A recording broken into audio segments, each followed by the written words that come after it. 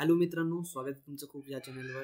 Okay, आज आपण discuss करणार आहे की आपल्याला डायरेक्ट सेकंड इयरला ॲडमिशन घ्यायचं आहे MBA साठी. तर आपण कसं करणार? ठीक आहे, आता जस्ट ह्या वर्षी ते नवीन रिलीज झालं हे डायरेक्ट सेकंड इयर ॲडमिशनचं प्रोसेस. तर आज आपण डिस्कस करूयात फर्स्ट ऑफ ऑल की आपण कुठं चेक करू शकतो, कसं चेक करू शकतो, what is the eligibility criteria आणि प्रोसेस काय ॲडमिशनसाठी, आणि रजिस्ट्रेशन प्रोसेस कशी, आपण रजिस्ट्रेशन करून कसं पुढे जाऊ शकतो. ठीक आहे, तर फर्स्ट ऑफ ऑल आपण काय करायचं आहे, CETच्या साईटवर यायचं आहे. ठीक आहे, जर तुम्ही CET ते टाईप केलं आणि फर्स्ट साईटवर जर गेलात ना, ठीक आहे, तर ही साईट खुलेल. ठीक आहे, after that you need to click on admission process AY 24-25. Okay, इथे क्लिक केल्यानंतर तुम्हाला इथे ऑप्शन्स दिसतील काही. MBA/MMS हे रेग्युलर MBA करण्यासाठीचं ऑप्शन आहे, आणि इथे खाली आहे MBA second year lateral entry, आणि त्याच्या खाली आणखीन एक MBA for working professions. Okay, तर मग डायरेक्ट सेकंड इयरला ॲडमिशन घेण्यासाठी आपल्यासाठी हा ऑप्शन आहे MBA second year lateral entry. Okay, इथे आपण क्लिक करूयात. ओके, त्यानंतर इथे हे असं पेज ओपन होतो. असं पेज ओपन झाल्यावर इथे काही ऑप्शन्स आहेत की न्यू कॅन्डिडेट रजिस्ट्रेशन. जर तुम्ही अजूनही इथे रजिस्ट्रेशन केलं नसणार तर यासाठी हे ऑप्शन आहे न्यू कॅन्डिडेट रजिस्ट्रेशनचं. त्यानंतर रजिस्टर्ड कॅन्डिडेट लॉग इन, जर तुम्ही आधीच रजिस्ट्रेशन झालं आहे तर तुम्ही इथून लॉग इन करू शकतात. ओके, आफ्टर दॅट इथे तुम्हाला काही नोटिफिकेशन बघायला मिळेल की registration for the CAP has been extended till 7th of August. आत्तापर्यंत कालपर्यंत हीच साईट 2 तारखेपर्यंतच याचा कॅप रजिस्ट्रेशन चालू होते, पण आत्ता काल ही वाढून 7 तारीख झाली आहे. आणि इथे जर आपण त्यांचे नोटिफिकेशन्स काय बघूयात की त्यांच्या न्यूज किंवा डाउनलोड्समध्ये काय येतं आहे, तर इथे यांनी काही इन्फॉर्मेशन अजून दिलेली नाही जास्त. आणि हिच्यात थोडी इन्फॉर्मेशन आहे ती बघूयात सर्क्युलरमध्ये काय आलं काय नाही. तर यात त्यांनी जी नोटीस दिली आहे यामध्ये त्यांनी फक्त सांगितलं की प्रोसेस ऑफ ॲप्लिकेशन हे स्क्रुटिनी मोडमध्ये किंवा फिजिकल स्क्रुटिनी मोडमध्ये होऊ शकते. ठीक आहे, तर मग आपण आता न्यू कॅन्डिडेट रजिस्ट्रेशनपासून चालू करूयात प्रोसेस. जेव्हा आपण न्यू कॅन्डिडेट रजिस्ट्रेशनवर क्लिक करतो तेव्हा आपल्याला काही इन्फॉर्मेशन फिल करायची असते. ती म्हणजे are you applying as a foreign national candidate, yes or no. इथे सिलेक्ट करा, मग तुमचं पूर्ण नाव टाका, मग तुमची कंट्री सिलेक्ट करा, मग email ID, phone number, district, state आणि काही पासवर्ड कन्फर्म करायचे, आणि रजिस्टरवर क्लिक करा. आणि मग तुम्हाला OTP वगैरेची प्रोसेस करून तुमचं रजिस्ट्रेशन इथे सक्सेसफुल होऊन जाईल. मी आधीच रजिस्ट्रेशन केलं आहे तर मग तुम्हाला डायरेक्टली लॉग इन करून दाखवतो. आता त्यानंतर इथे रजिस्टर्ड कॅन्डिडेट लॉग इनवर क्लिक करा. ठीक आहे, त्यानंतर इथे तुम्हाला जो रजिस्ट्रेशन केल्यानंतर जो ID जनरेट होतो तो तुमच्या एक मेसेजवर येतो, आणि तर तोच ID तुम्हाला इथे फिलअप करावा लागेल. हां, इथे तुमचा ID आणि पासवर्ड फिलअप करा आणि त्यानंतर लॉग इन करून घ्या. त्यानंतर तुमच्यासमोर एक अशी विंडो ओपन होते, त्यामध्ये तुम्हाला एक ई स्क्रुटिनी मोड आणि एक फिजिकल स्क्रुटिनी मोड असे 2 ऑप्शन्स दिसतात. तर ॲज अ ई स्क्रुटिनी मोड आपल्याला सगळे डॉक्युमेंट्स इथे साईटवर पुढे जाऊन अपलोड करावं लागतील, आणि तेच डॉक्युमेंट FC सेंटरवर ऑनलाईन जातील आणि ते ऑनलाईनच व्हेरिफिकेशन करून तुम्हाला सांगतील. तुम्हाला कोणत्या FC सेंटरला व्हिजिट करण्याची गरज पडणार नाही.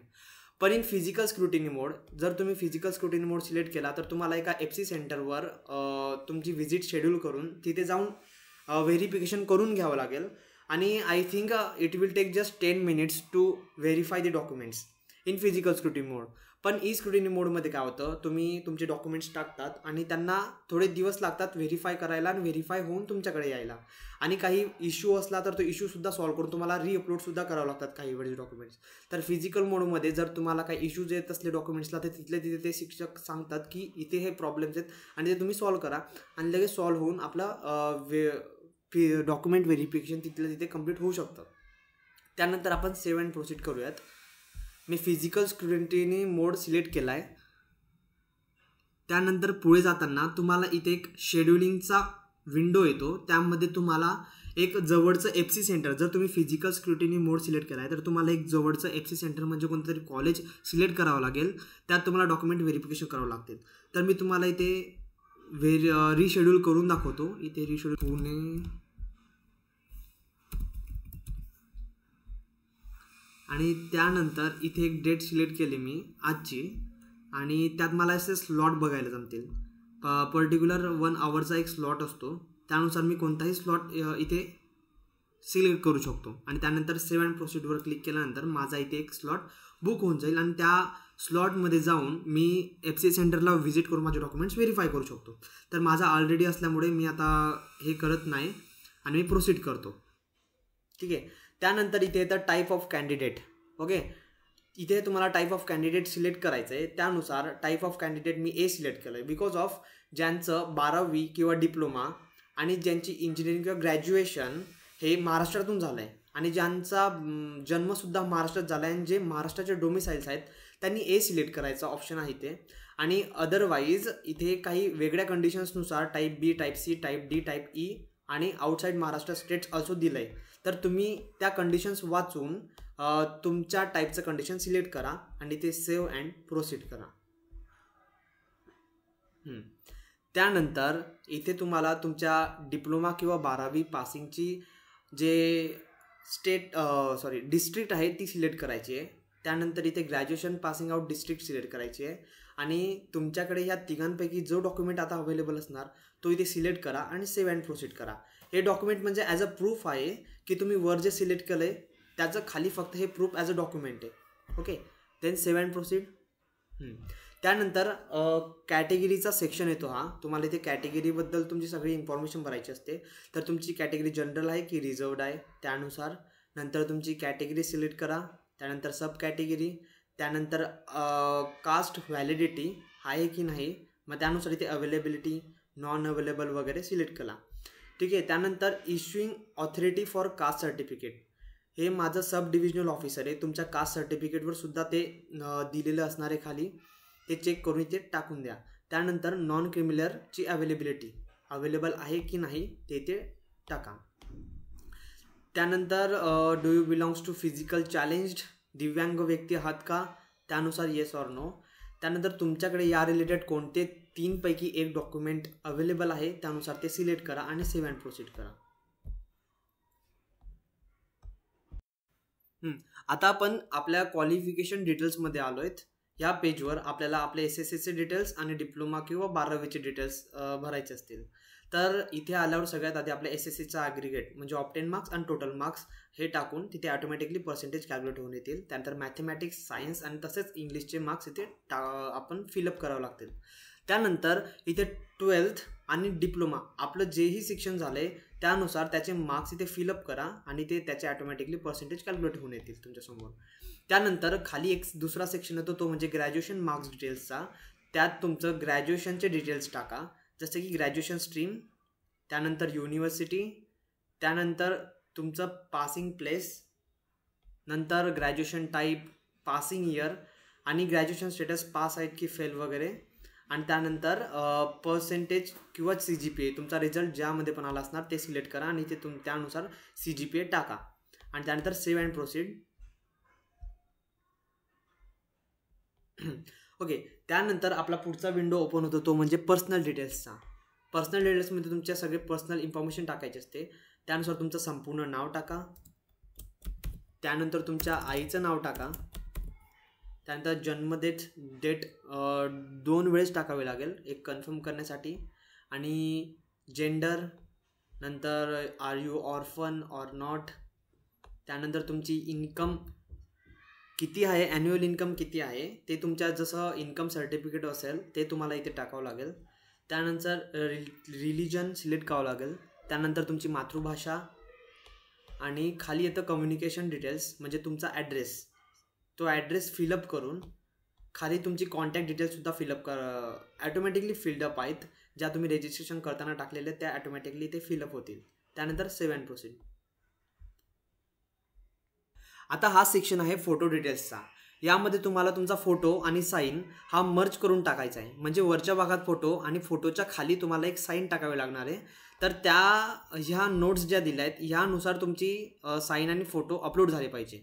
तर त्याचा व्हिडिओ मी एका दुसऱ्या व्हिडिओमध्ये बनवला आहे की तो कसा बनवू शकतात तुम्ही. तर तो डिस्क्रिप्शन बॉक्समध्ये त्याची लिंक आहे आणि तो जाऊन बघा एक वेळेस, तर तुम्हाला कळेल की इथे कसा फोटो अपलोड करायचा आहे. त्यानंतर इथे चूज करून तो फोटो मर्ज झाला की तो चूज करून तुम्ही इथे डायरेक्टली भरू शकतात.